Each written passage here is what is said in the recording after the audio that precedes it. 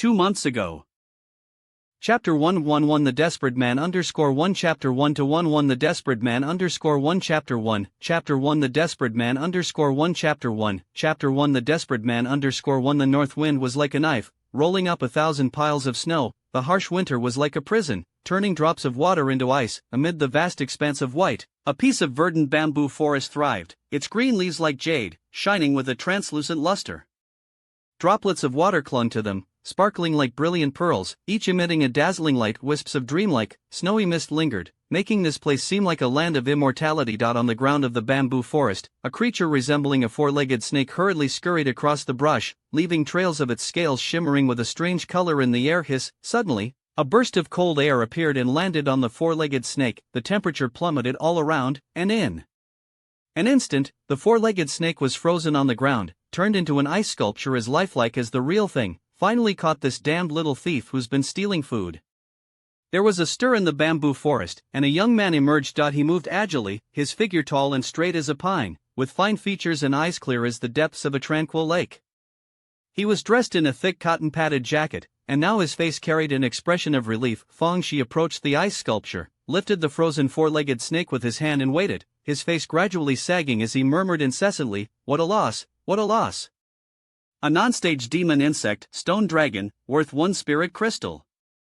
It took me 3 days to catch it, and I wasted a cold ice talisman. Although the talisman is just a low-grade, first stage one, it still cost me almost half a spirit stone." Fang Shi's face was brimming with frustration. The so-called spirit crystal was a fragment of a spirit stone.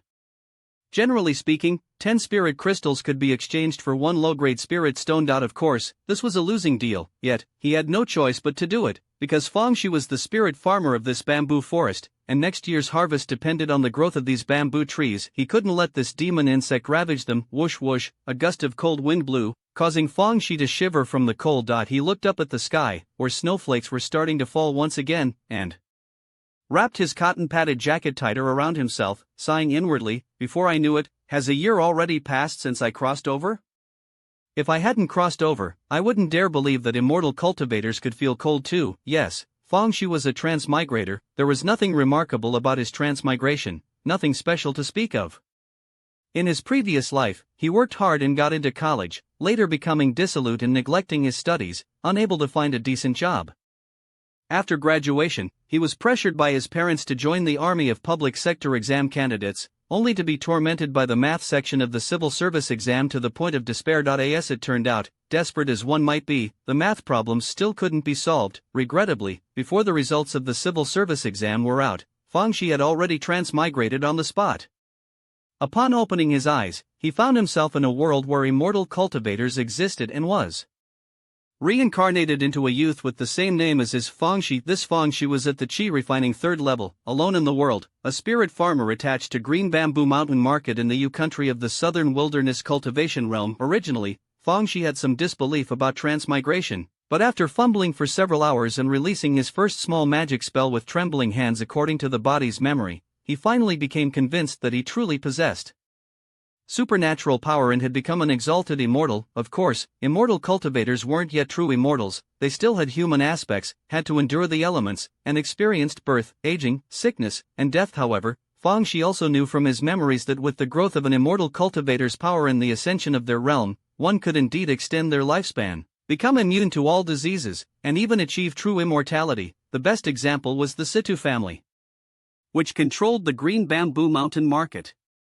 It was said that the family had more than one foundation establishment grade cultivator. As cultivators of the foundation establishment stage, they fully met the mortal's imagination of immortality. At least, their lifespan was doubled, easily living past 200 years. 200 years.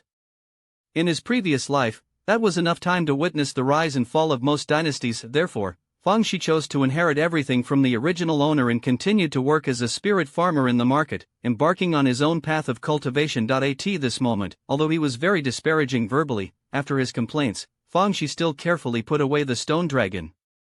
After all, it was worth a spirit crystal. All of the savings he had inherited from the original owner only amounted to a few dozen spirit crystals. The jade green bamboo forest he was in charge of spanned 6 parts, and after yielding jade bamboo rice once a year and paying half of it as taxes, he was left with only about 100 jin, approximately 1 shur. valued at 30 spirit crystals, an entire year of hard work in farming, for an income of 3 low-grade spirit stones. Alas! Cultivation is hard, survival is even harder.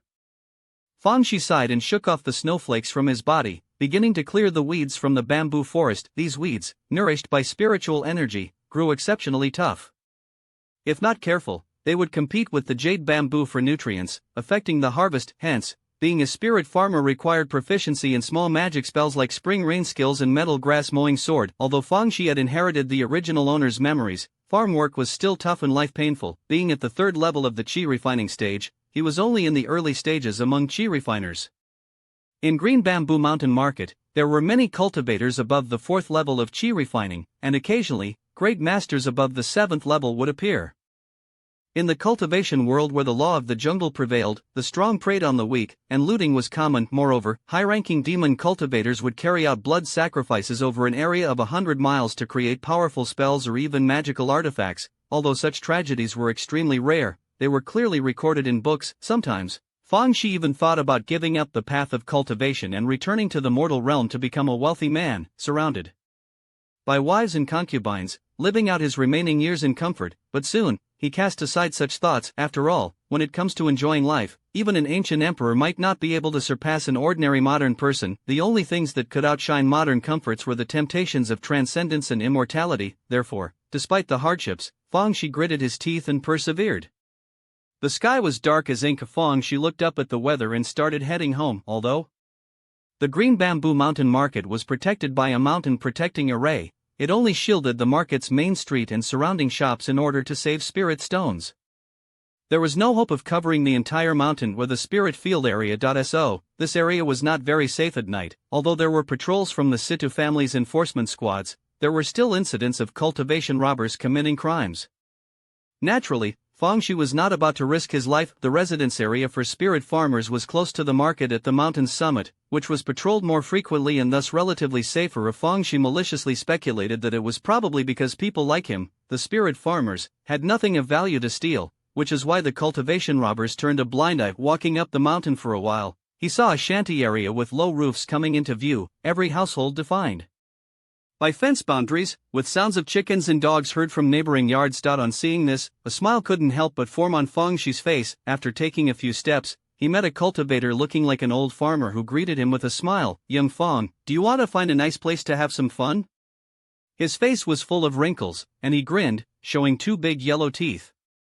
His aura was actually lower than Fang Shi's, lingering around the 2nd layer of qi refining stage. This was Old Mai, Fang Shi's neighbor. Fang Shi wasn't sure of the other's past, but seeing each other day in and day out, they had struck up a rapport. Seeing Old Mai's expression, Fang Shi immediately knew where he intended to go. In the shanty town, which appeared to be hastily built from wooden planks, there were also female cultivators who didn't do much farming and lived relatively comfortable lives, with their own means of making a living. Old Mai had been farming longer than Fang Shi, but was living in dire straits and had even borrowed spirit crystals before. It was easy to guess where his savings had gone. Fang Shi shook his head, declining. "Old Mai, I have to cultivate tonight." In fact, soon after he had become accustomed to this body, he had already visited the Drunken Immortal building in the market once.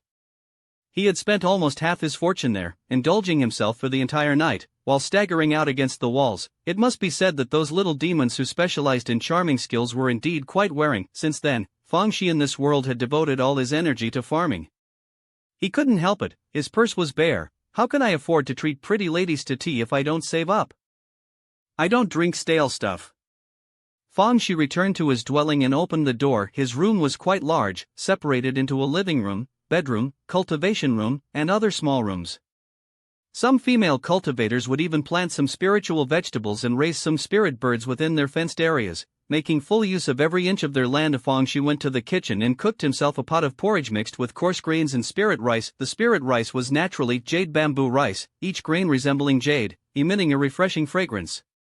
Even mixed with the coarse grains and rice of mere mortals, it was still delicious and sweet, especially after eating. A warm feeling spread in his stomach, followed by a faint rise of spiritual energy. Seizing this opportunity, Fang Shi went straight to the cultivation room to engage in arduous practice of his cultivation technique. Half an hour later, Fang Shi opened his eyes with a wry smile. This eternal spring skills is truly tough. After a year of grueling practice, I'm only just able to grasp the original owner's cultivation level, not even catching a glimpse of the peak of the third layer of qi refining stage, let alone the bottleneck of the middle qi refining stage.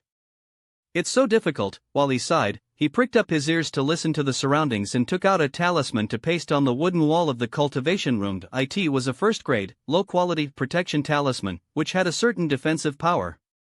Most importantly, it could isolate sounds and fluctuations of spiritual energy. As for the divine consciousness of those at the foundation establishment stage, it couldn't protect against that, but it would immediately explode upon such scanning to alert the cultivator. After all these precautions, Fang Shi's expression returned to calm as he snapped his fingers. Snap, in the blink of an eye, he was in another place. Indoors, where the light shone brightly and it was warm like spring, and exquisite. Gold and purple incense burner burned high-quality calming incense. The comfortable rosewood chair, crafted from sandalwood, enticed him into a relaxed recline reminiscent of the infamous slouch of Guyu. With the wave of his hand, an air conditioner made by a cultivator turned on, keeping the room at a comfortable temperature and humidity. After lying down for a while, Fang Shi casually tossed away the tattered cotton-padded coat and changed into a luxurious brocaded robe, further accentuating his youthful appearance like a graceful, carefree noble. He opened the door, and a dazzling ray of sunshine poured in. He was indeed in a grand and opulent mansion. In the blink of an eye, it seemed like he was in an entirely different world, and that was indeed the case. Fang Shi's lips curved into a subtle smile. When pushed to the brink, a person might just do anything, including crossing worlds.